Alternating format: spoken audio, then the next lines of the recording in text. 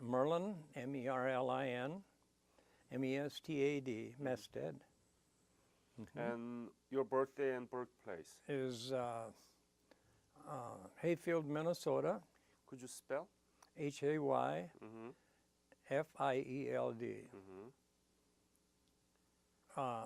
10/22/31. Date of birth. Was right after the Great Depression. Yes. Must be very hard around the time, right? For Well, all the people. We lived on a farm. That's good. So we had meat and milk and Food. So it was okay.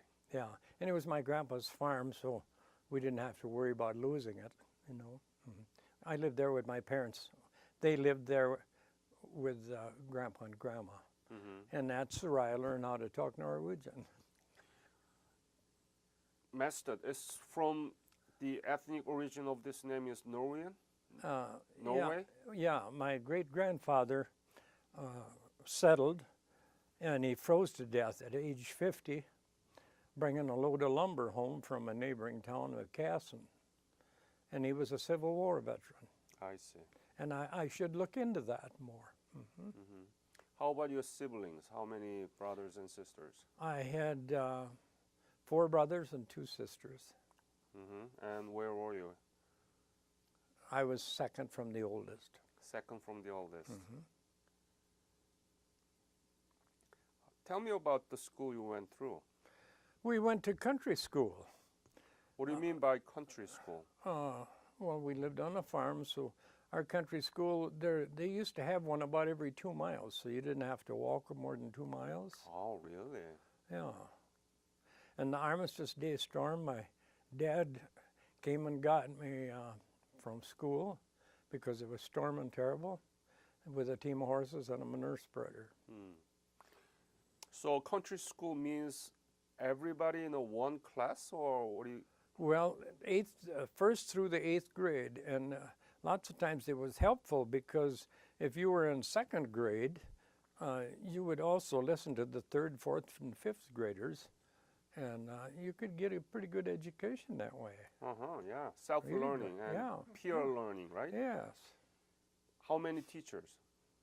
Well, one. One teacher, right? One teacher, and I would say in the total population of the school was probably 20 children. That's all? Yep. So actually it was really good. Actually, at times, maybe I was the only one in the class. Me or maybe one other person. Yeah. I don't ever remember more than one person being in my class. Huh. Yeah. So when did you graduate high school then? In 1949. Then what did you do? Then I went to work for a road contractor in Minneapolis. I was a truck driver and equipment operator.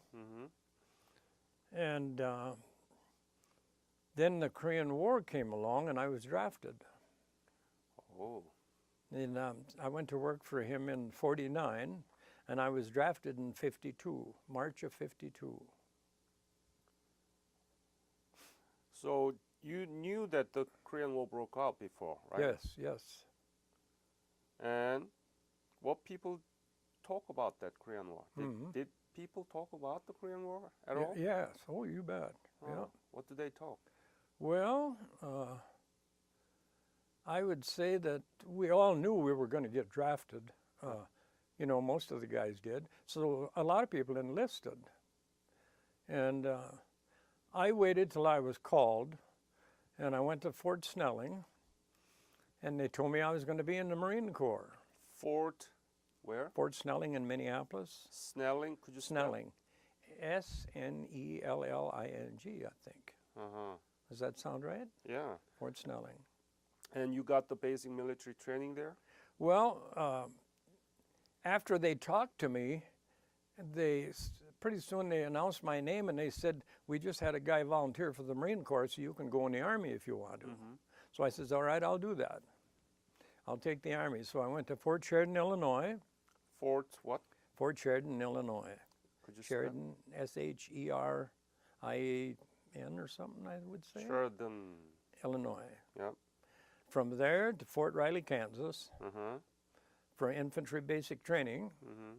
And I had been a truck driver, so they sent me to truck driver school. But we had infantry basic training in Fort Riley, and then we had 8 weeks of truck driver school, I believe it was. And then I got orders that said, Merlin Mestad, Private Merlin Mestad, EDD-FEC, and that meant expected date of departure for the Far East Command. Mm-hmm. Mm-hmm. So I went to Korea. Mm-hmm. What is the unit that you will belong to? 540th Transportation Trucking Company. 540th Yeah, Transportation. Trucking Company. Mm-hmm.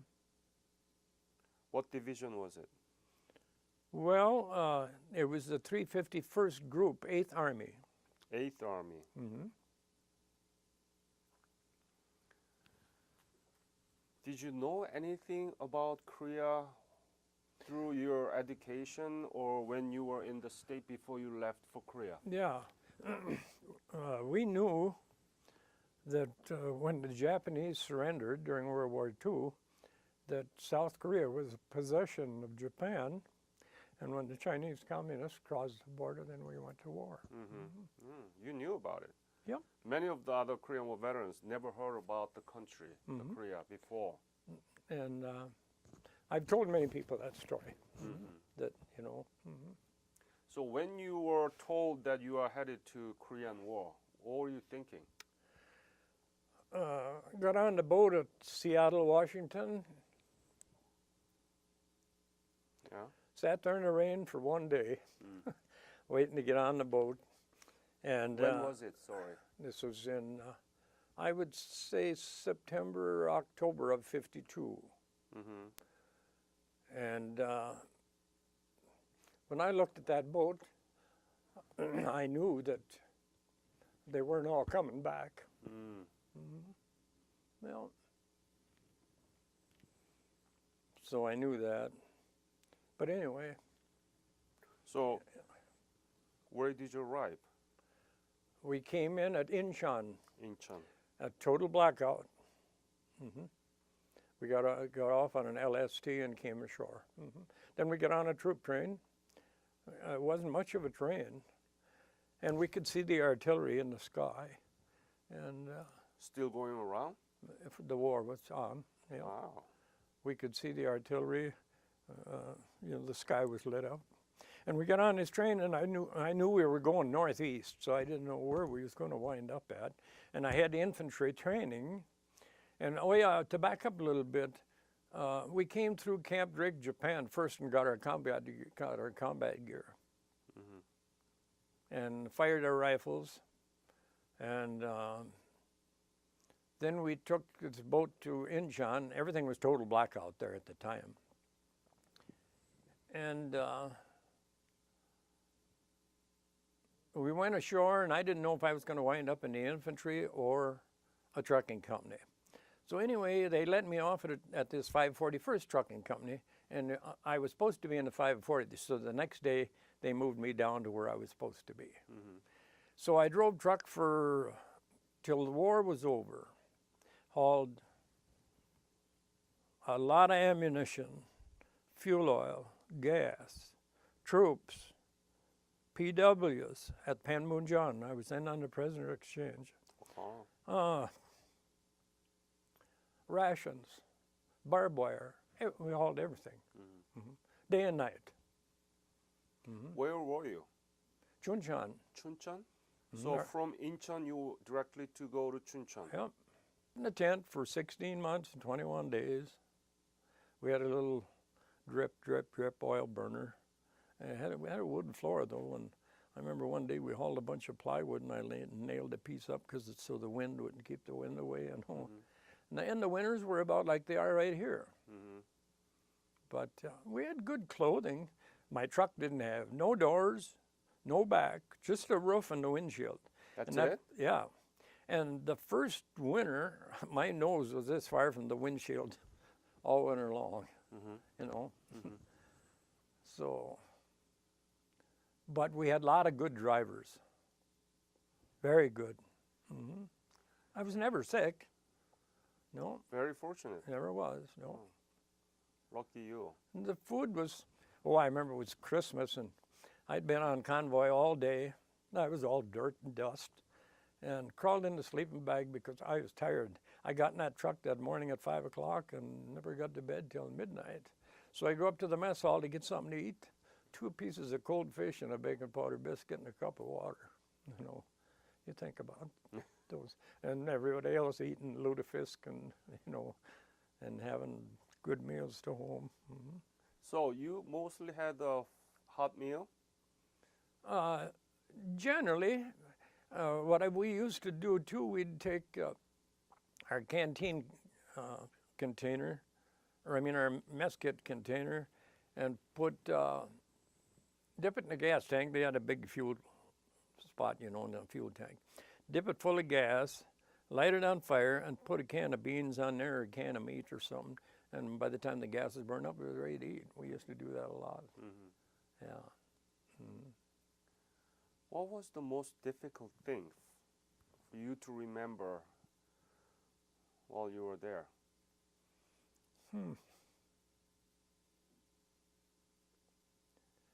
I don't know. I really didn't worry about nothing. Mm-hmm. Mm-hmm. I thought everything, you know, I wanted to do it. Were you able to write letter back to your family? How often did you do that? I would write pretty often, but sometimes people wouldn't write back. Mm. Mm-hmm. The VA's been good to me, very good. Mm-hmm. Tell me about it. Oh. Well, of course, when you get old, you can't hear good, so I went for hearing. And they ruled 10%. And so then I was entitled to $100 and some a month. And the guy told me, don't be afraid to get reevaluated as time goes on because your hearing will only get worse. It won't get better. So I was reevaluated, and then I went to a private person that would give you a hearing test for nothing. When did you leave Korea?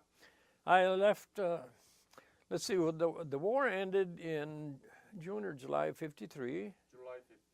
Yeah, and so my enlisted time served, or my time served, was in March of '54. So I hadn't had any leave time, so I was entitled to 45 days early discharge, and I was discharged we went over on the Marine Phoenix and came home on the General Gordon, was the ship. And I was discharged we came in at the West Coast in California. I remember coming under the Golden Gate Bridge. And we went from there to Fort Carson, Colorado, and that's where I got discharged. Mm-hmm. So you left Korea in 1954? Yeah. Around March? Yes, right on. Uh-huh. Mm-hmm. Oh, you told me that you actually carried a prisoner of war. Yeah. Tell me about that story. Okay, I had a load of North Korean PWs, and then we were supposed to take these PWs to Seoul, and there was a South Korean officer in the truck with me, and Marilyn Monroe had been to Korea, and I was right amongst her. In fact, I had my arm around her. She was there for a USO show and sang Diamonds Are a Girl's Best Friend, and I had my wolf parka on, and it was cold. I don't know how she did that. Did you take a picture? Yeah, I had a picture of this. When did you pick up the North Korean POW from the Panmunjom? When? Oh, you mean what time of the year? Yeah. Well, I'm not sure how much after the war, but they had a prisoner exchange after the war ended, and I remember hauling them, and when we came into Seoul, there was people throwing stones at those prisoners because they hated them, you know. South Korea didn't like the North Koreans. I'm sorry. You you have to help me understanding. You said that it was after the ceasefire, right? Yeah. Yeah. And you picked up North Korean people Yep. from Panmunjom Yep. and bring them to Seoul. Seoul. Got it. Mm-hmm. How was them? How were they? Yeah. How were they? Well, we didn't have any trouble. No. Mm-hmm. In fact, the day before, we did kind of a dry run so everything would go smooth, is what I remember. And everything went okay. Mm-hmm. How many trips did you make to do that? I just one? If I remember right, yeah, I think we had so many trucks that I suppose everybody, we had so many trucks that I suppose they had enough trucks so that everybody made one trip. Mm-hmm. Wow, that's quite an experience, right? Well, yes, it was, yeah. Mm-hmm. And with also Marilyn Monroe. Yeah, I know it. I couldn't believe, I thought people aren't going to believe this, Mm-hmm. Yeah. How was she? Well, of course she wore clothing, so she wouldn't be recognized. So she had some clothes on that we thought were made out of them OD blankets, her slacks and her top and everything. So, but I would say that she probably wasn't as gorgeous as a lot of people probably thought she might be. But I give her credit because I would say it was about zero that day when she was singing that song. We were amongst the sandbags there, in Seoul. And must be cool for her. Yeah. So, all these soldiers got a story they can tell. Right. Yeah. Let me ask the soft side of your service. How much were you paid as a truck driver? I want to say when I was in Korea, I was getting a little over $100 a month. Mm-hmm. And I would send home so that I had about $45 for myself. Mm-hmm. And that was plenty. Mm-hmm. So when I came home, I think I had $1,500 to buy a car with. Mm-hmm. Wow, that's quite good. Mm-hmm. But and then we'd get $100 a month for 90 days till you found a job. Mm-hmm. Mm-hmm.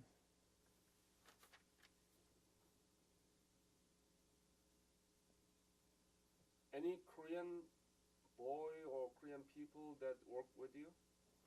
Well, we always had these houseboys, that would kind of take care of the tent. Mm-hmm. And like our clothing, they knew, we used to have a papasan that would come in and pick up our laundry, and he'd take care of that. We call him a houseboy. Uh-huh. And, they would do our clothing for little nothing, Didn't cost us hardly anything. And then we finally got a shower up at battalion headquarters, but I never had a cookie or a donut or anything for 16 months.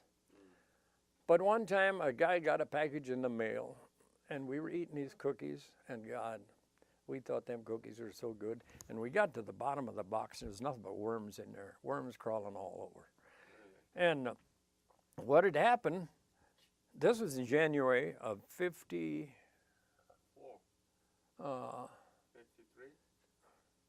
Well, I'm trying to figure out, they had mailed them the Christmas, like maybe if it was in 53. Yeah. No, it wasn't 50. Maybe it was 52. At Christmas, they'd mailed it. And we were eating these cookies in January of 54. They'd been in the mail for a year. You kidding me? They'd been in the mail for a year.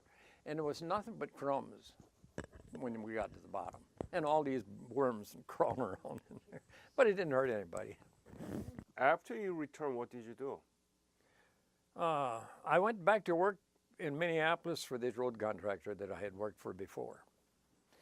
And then we was going to get married, so I thought I better get a steady job. So I went to work for IBM, and I spent 12 years there, but I never liked it. ABM? IBM. IBM. Mm-hmm.